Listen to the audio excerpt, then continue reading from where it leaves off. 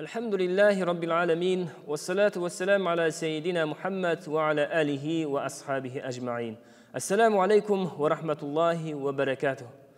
Бүгінгі баяндайтын сахабамыз ислам қаһарманы Абдулла ибн Хузафа ас-Сахми радиаллаху анху, Алла ол кісіге разы болсын. Хазірет Омар радиаллаху анхудың ол кісі жайлы айтқан өте керемет сөзі бар. Хаққун ала кулли муслимин أن يقبل رأس عبد الله بن حذافة وأنا أبدأ بذلك. Әрбір мұсылманға Абдулла ибн Хузафаның басын сүю міндетті, ал бұл істі мен бірінші бастайын деп Абдулла ибн Хузафаның басын сүйген екен. Бұл оқиға не үшін және қандай жағдайда болды деген мәселені осы кісінің өмірбаянын баяндау барысында көреді екенбіз. Бұл ислам діні Абдулла ибн Хузафаға өз дәуірінде, өз заманында дүниенің бір бөлігін басқарып отырған екі бірдей ұлы патшамен жүздесуді нәсіп қылды. Оның бірі Иран патшасы Кисра болса, екінші Рум патшасы Қайсар болатын. Осы екі оқиғаны Абдулла ибн Хузафа үнемі баяндап, тілінен тастамай айтып жүреді екен. Кисрамен болған оқиғасын баяндайтын болсақ, Пайғамбарымыз саллаллаху алейхи уассалам хижреттің 6-шы жылы арабтардан болмаған өзге мемлекеттердің патшаларына елші жіберуді ұйғарады. Ол елшілік Пайғамбарымыз саллаллаху алейхи уассаламның исламға дағуат еткен хаттарын апару болатын. Пайғамбарымыз саллаллаху алейхи уассалам бұл сапардың қатты қиындығын да жақсы білді. Өйткені ол сапарға баратын елшілердің барлығы өздері өмірінде танып білмейтін, тілдерінде және патшалардың мінез құлықтарын толығымен білмейтін бір өзге мемлекетке бара жатқан. Және сонымен қоса оларға ұстанып жүрген діндерінің дұрыс еместігін, өздерінің қол астындағы бір тайпаның дінін ұстауға бұйыруға баратын дейді. Бұл сапарға барған кісі өлімге барғанмен тең болатын. Ал ол сапардан қайтқан кісі анадан, жаңадан туылғанмен бірдей саналатын дейді. Осы сапардың осындай маңыздылығын түсінген Пайғамбарымыз саллаллаху алейхи уассалам сахабаларын бір араға жинап, сендердің араларыңнан 6 кісіні елшілікке бекітіп отырмын. Мариям ұлы Исаға яһудилердің қарсы шыққанындай, сендер де маған қарсы келмеңдер деді. Сонда сахабалар: "О Алланың елшісі, біз осы Алла жолында жанымызды, малымызды құрбан етуге дайынбыз. Бізді қалаған жерге жібер, біз барамыз" деді. Және осы 6 кісінің ішінде Абдулла ибн Хузафа да бар еді. Оған Иран патшасы Кисраға бару міндеттелген еді. Осы өзіне алған міндетті жүзеге асыру үшін ол дереу жолға шығуға дайындалады. Өзінің отбасы, бала шағасымен барлығымен қоштасып, жолға шығып кетеді. Осы жолда өзімен бірге Алладан басқа ешкім болмаған еді.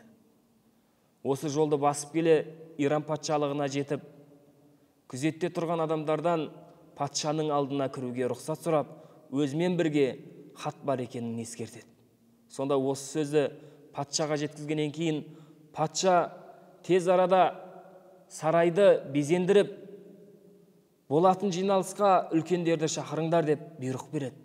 Осының барлығы орындалғаннан кейін Абдулла ибн Хузафаның өзінің алдына кіруге патша рұқсат береді. Осындай безендірілген көркем сарайдың ішінде, дейді, Абдулла ибн Хузафа жұқа ескі болған киіммен сондай бір бәдәуилік сипатпен кіріп келген еді дейді. Сөйтіп алдына келген кісіні көрген кезде патша менсінбей хатты біреуге алуды тапсырады. Сонда Абдулла ибн Хузафа: "Жоқ", дейді, "бұл хатты өз қолыммен сіздің қолыңызға тапсыруым керек. Алланың елшісі маған осыны тапсырмай етті. Мен ол кісінің бұйрығына қарсы шықпаймын", дейді. Сонда барып Кисра рұқсат береді. "Жарайды, өзің алып кел", дейді. Абдулла ибн Хузафа оның қолына хатты береді. Хатты ашып, тілмәш, яғни араб тілін білетін бір кісіге әлгі хатты оқытады екен. Онда бисмиллахи рахмани рахим, мейірімді рахымды Алланың атымен бастаймын.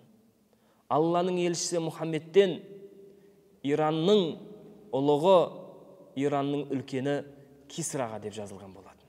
Сөйтіп, Алланың амандығы Алланың жолында болған кісілерге болсын деген жеріне жеткен кезде хатпен толық таныспастан жүзі қызарып, тамырлары ісініп, ашуланғаны сондай, көзі шарасынан шығып кететіндей, сондай бір ашу қысты дейді. Жаңағы кісінің қолынан хатты жұлып алып, ары қарай оқытпай жырта бастады. Және жыртып жатып, паршалап жатып айтатын еді дейді. Менің құлым бола тұра, маған осындай хатты жазады ма деп, хатты паршалап, алдында тұрған Абдулла ибн Хузафаға сарайдан шығып кетуін бұйырады. Абдулла ибн Хузафа сарайдан шығып бара жатып, енді жағдайым не болады екен дейді. Бұлар мені өлтіреді ме, әлде мені босатып жібереді ме екен? Белгісіз. Пайғамбарымыз саллаллаху алейхи уассалам хатына, Алланың елшісінің хатына осындай кейіп танытып жатса, міндетті түрде мені де паршалайды ғой деп, ол өз-өзіне былай айтады. Уақытты жіберіп алмай, тезірек аттанып кет деп, өзінің көлігіне мініп, жолға шығып кетеді екен. Арадан біраз уақыт өткеннен кейін Кисраның ашуы басылып, әлгі елшіні шақырыңдар дейді. Барлығы іздейді, бірақ таба алмайды. Араб өлкесіне өтетін жолға дейін іздеп барады. Ақырында ол кісінің өз еліне қайтып кеткендігі білінеді. Сөйтіп, пайғамбарымыз саллаллаху алейхи уассаламға Абдулла ибн Хузафа келіп, болған оқиғаны баяндайды. Пайғамбарымыз саллаллаху алейхи уассалам сонда Алла да ол кісінің патшалығын дәл солай паршаласын деп дұға жасаған екен. Арадан уақыт өткізбей Кисра Йемендегі Бәзан деген өкіліне хат жібереді екен. Хатында араларыңда ең мықты болған екі бір палуанды таңдап, оны жаңағы өзін елшімін деп жүрген Мұхаммедке жібер, және олар маған сол кісіні алып келсін дейді. Осы хатты ала сала Бәзан екі кісіні Мұхаммед саллаллаху алейхи уассаламға жіберуге дайындалады. Бірақ ол хат жазып жібереді пайғамбарымызға. Сізді осы Кисра деген кісі өзіне шақырып жатыр, оған қарсылық білдірмей баруыңызды тапсырамын дейді. Осы екі кісі жолға шығады. Таиф деген жерге келген кезде Құрайштық саудагерлермен жолығып, пайғамбарымыз саллаллаху алейхи уассалам жайлы сұрайды. Олар оның Мәдинада екенін жеткізеді. Сонда олар ары қарай жолын жалғастырып кетеді. Ал Таифтан Меккеге қарай қайтқан Құрайш саудагерлері сол Меккедегі Құрайштардан сүйінші сұрап, құтты болсын, мына ең мықты болған патша Кисра Мұхаммедтің артынан түскен екен, енді оны тірі қоймайды, тас талқан етеді, сүйінші болсын деп өз алдарына қуанып жүрген еді дейді. Әлгі екі кісі пайғамбарымыз саллаллаху алейхи уассаламға жеткеннен кейін пайғамбарымызға Бәзанның хатын береді. Және олар айтады, осы тапсырманы біздерге ерекше түрде берді. Сені алып кету үшін келдік дейді. Пайғамбарымыз саллаллаху алейхи уассалам оларға күліп қарап, сендер маған ертең келіңдер, әзірге жақсылап өздерің тынығып алыңдар дейді. Арадан күн өтіп, ертесі күні әлгі екі кісі пайғамбарымыз саллаллаху алейхи уассалам алдына келіп, қалай ойландыңыз, жолға шығуға дайынсыз ба дейді. Сонда пайғамбарымыз саллаллаху алейхи уассалам оларға, бұған енді қажет туындамайды. Енді ол Кисрамен бұл өмірде ешқашан көрісе алмайсыңдар. Аллах Тағала оны өлтірді. Бұл істі өзінің ұлы Шуравайхқа Аллах Тағала жүктеп қойды дейді. Сонда әлгі кісілер құлақтарына сенбей, рас айтып жатсыз ба? Осы нәрселерді өзіміздің патшамыз Бәзанға жеткізейік па дейді. Сонда пайғамбарымыз өзінің сөзін қуаттап, дәл солай жеткізіңдер, тағы да қосыңдар, Аллах Тағала осы айдың осынша күні оны өлтіреді деп сөзін қуаттап береді. Яғни күні мен айымен қосып айтып береді екен.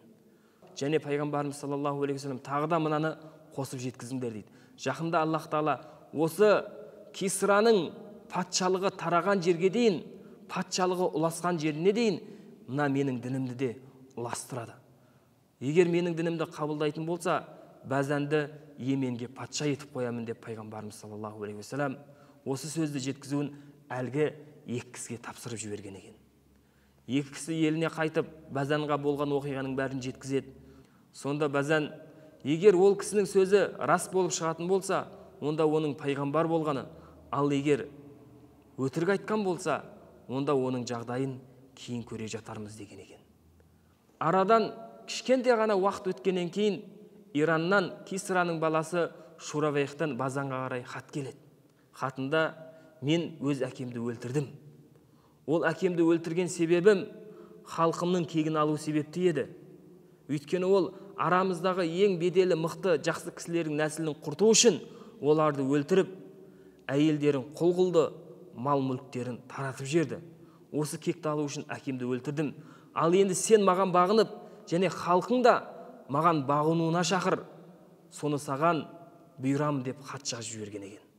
Осы хатты оқи сала өз көзіне өзі сенбеген жаңағы Базан сол жерде тұрып, ла илаха иллаллах Мұхаммадан абдуху ва расулух деп калима шахадат сөзін айтып, исламды қабылдаған екен.